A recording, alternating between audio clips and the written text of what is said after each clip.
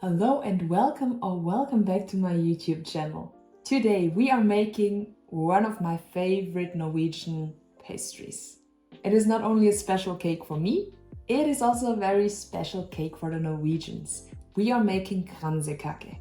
This is a sort of pastry that the Norwegians would eat around the 17th of May, their national holiday, which is soon, that's why we make that today. But also for weddings, for Christmas, for New Year's Eve, for basically every big celebration.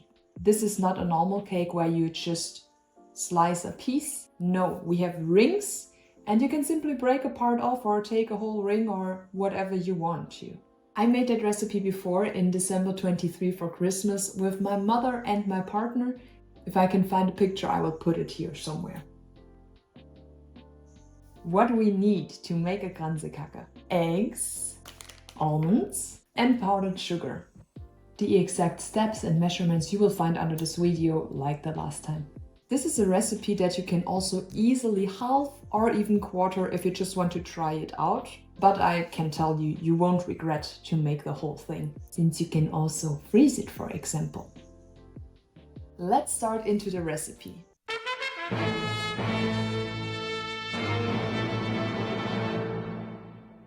Our first step: simply take all of the almonds, or in today's case 250 grams of the almonds, put them in a pot with water and let them boil for 3 to 4 minutes. While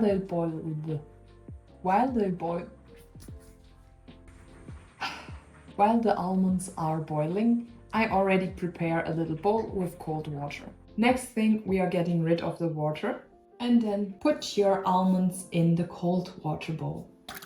Now get rid of that water. Prepare an oven grid with some parchment paper. And now the weirdest part is starting. Take the cooked almonds one by one and push them out of their shell, quickly dry them and then put them on the parchment paper.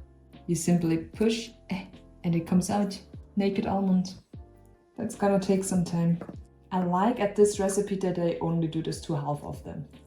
Instead of peeling them one by one, you could also take a bunch in between your hands and rub them together. I'm not sure though if this is really faster because not all of them will be peeled at once.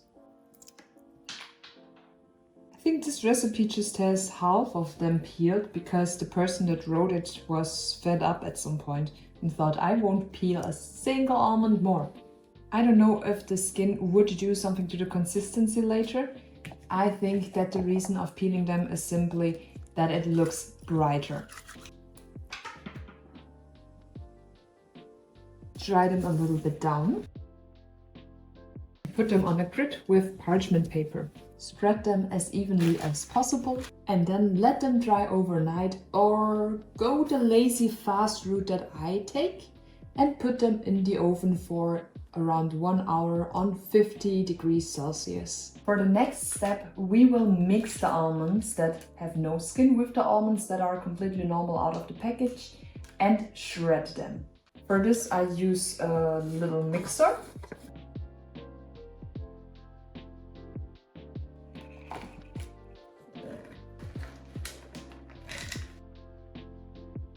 Now we will sieve the powdered sugar on top of that and mix it all together. Give it a little mix. Now we add the egg whites. Here it's important, we have 4 eggs. We add 3 immediately, and the last one we just add a little bit at a time to see when we reach the consistency we want. We need a consistency that is shapeable but not too soft. If your consistency is too soft, you add a little bit more powdered sugar. If it is too tense, then you add more egg white. But let's first split the egg yolk from the egg white. I remember in school one teacher wasn't very happy with me because I cracked the eggs on the table and not on the bowl. As if that would make such a difference, I don't know. Let's mix it together. I would recommend to you that you use a tool that is kneading and not mixing. So instead of this, I will use this.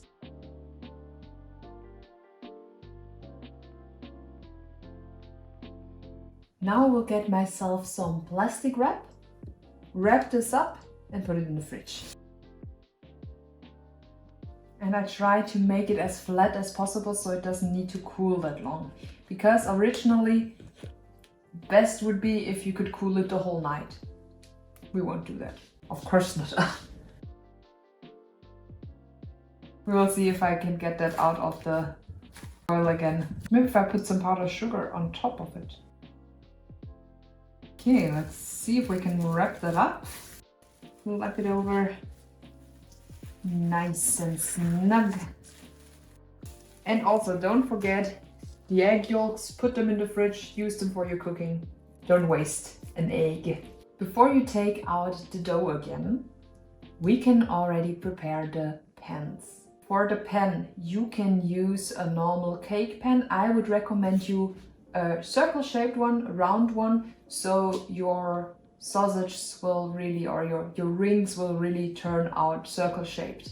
For that, you could use some parchment paper, draw some nice circles on it, and then just put the rings on that. And that will totally work. I did that the first time too. But my partner got me something secondhand, the original Kransekake former. This package might look nasty to you, okay? But have some respect. This is probably older than you or your parents, or maybe it's as old as your grandparents, I have no idea. But this is the good shit, we will use that. Ha! Foreshadowing. Originally you would have around 6 of these pans here. They have different sizes, because it is important that if you make the rings, you don't just take one round pan and then just line up the rings inside. They won't really expand, so you could do that, that is fine. But if you later build the Kransekake up, then they will just fall into each other and you will have one flat ring assortment. What you want is to really build that up. So what you could do is like take one normal pan, make all the rings in them, and then do that again, but this time you make the rings, the first ring a little bit smaller than last time, so you kind of have the gaps closed between the rings you made before. So let's prepare the pans. Like I said, if you use parchment paper, you can skip that or replace it with cutting your parchment paper and maybe drawing all the rings on. But if you use a normal pan or something like this, you should oil it first and maybe also put on some flour. I use some very simple raps oil. I usually prefer to use butter for this stuff, but in this recipe they specifically said use oil. Oil is for cooking. Butter is for baking, in my opinion. Always doing what the recipe says. Mostly. Since we're following the recipe, we will also put some flour on it now.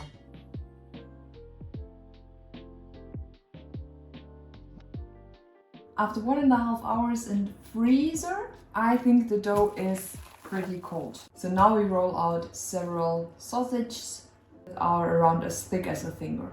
Also, I preheated the oven to 200 degrees Celsius. Oh, it's so cold. I hope I can make 18 rings. Not sure yet. The recipe says you could also use a sausage maker to press that out. If you have something like this at home, make sure that it is really clean. Otherwise, your Kransekake might taste like sausage in the end. And we don't want that.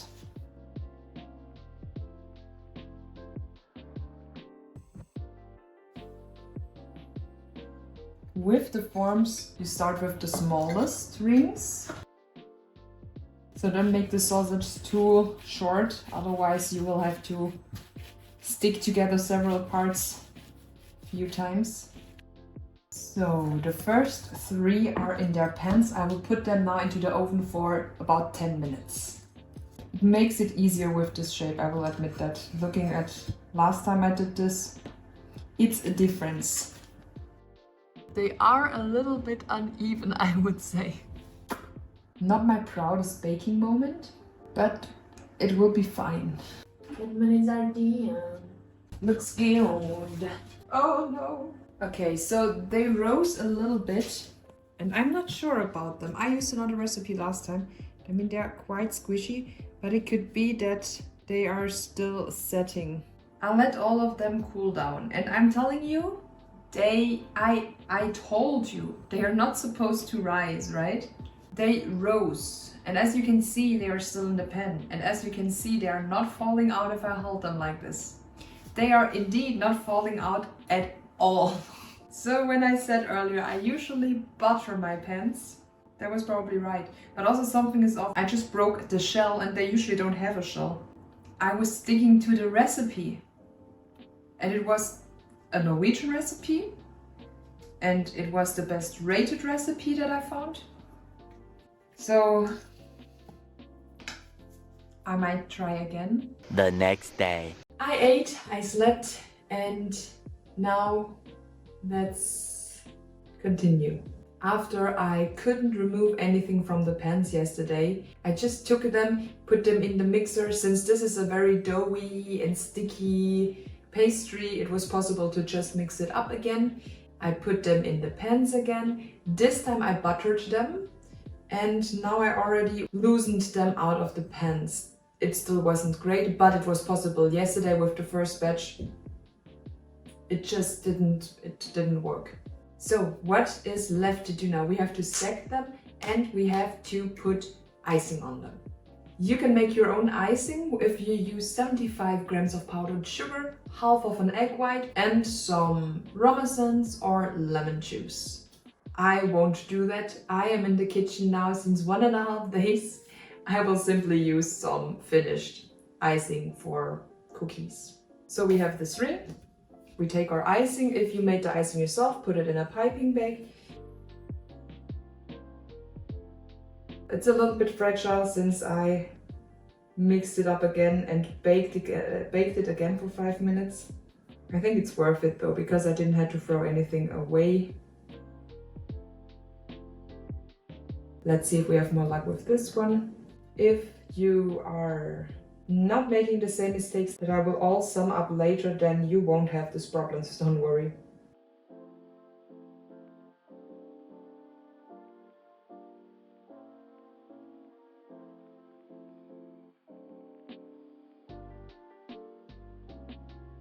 Now let's talk about the things that I might have done wrong or that I should have done differently, to put it in a more positive way. I did everything like in the recipe, but there are some things that are unmentioned that I researched afterwards. And I think if you are a little bit careful with that things, yours will turn out better. First, shredding the almonds.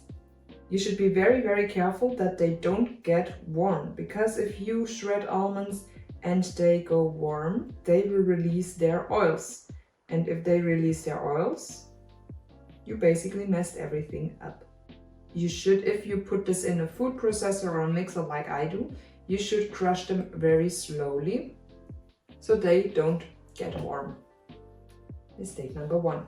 What I did 2 years ago or 1.5 years ago is, since I was at my mom's place and my mom has all of these fancy tools, we were hand grinding them, which is slower and which won't produce heat and save you this struggle with taking care of not heating something up. Also, of course, be careful that if you use the method with the oven where you dry the almonds after the water bath, that they also completely dried down and are not warm anymore. Also, what I would not do again is oil these pans. It was a bad idea. I think I told you. So I think I told you that's weird. I would usually use butter, which I did for the second batch. Don't use oil. On these rings here now, you see that they have a little bit of cracks on top, which is perfectly fine. This is what you want. You don't want them to rise.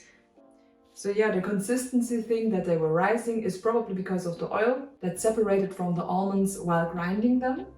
And that then it was also stuck to the pans is probably partially the fault of the pans and then also the fault of the oil that I used instead of butter. If you use parchment paper anyway with drawn on lines, you won't have that problem. But you will have the problem of rising and melting together if you had this separation with the oil. So I just started with the last round and I run out of that. So we have to make some.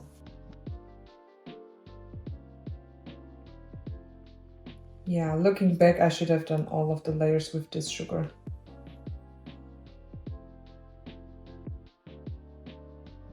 So completely stacked, this is our complete Kransekake. What you can do now is decorate it or just leave it as it is. A very common and traditional way to decorate a Kransekake are little flags.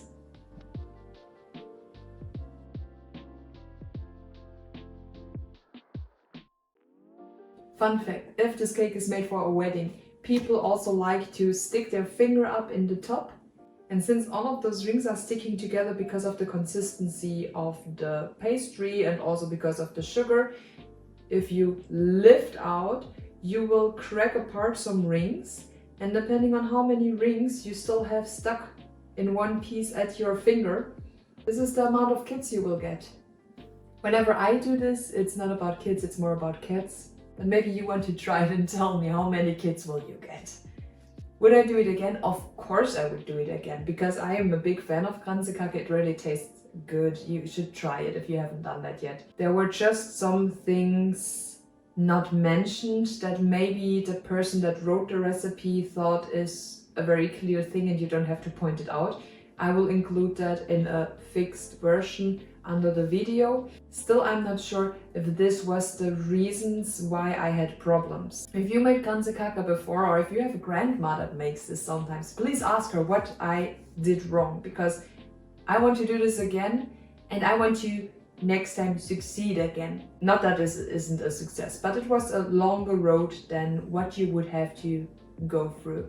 So don't be shy, don't be scared, try your own Kransekake. Just try to make it better than I did and avoid the mistakes. That's it for today's video. I hope you enjoyed it or learned something, or maybe can teach me something. If so, please make sure to leave a like and a subscription if you didn't already do that. If you're up for some gaming and just chat, make sure to check me out on Twitch, which is linked down below. If you're up for more crafts, arts, recipes, then check out the videos that are already uploaded on this channel. Otherwise, I might see you next week with hopefully something less stressful. Have a good one and take care. Bye. Hade på badet, din gamle chokolade.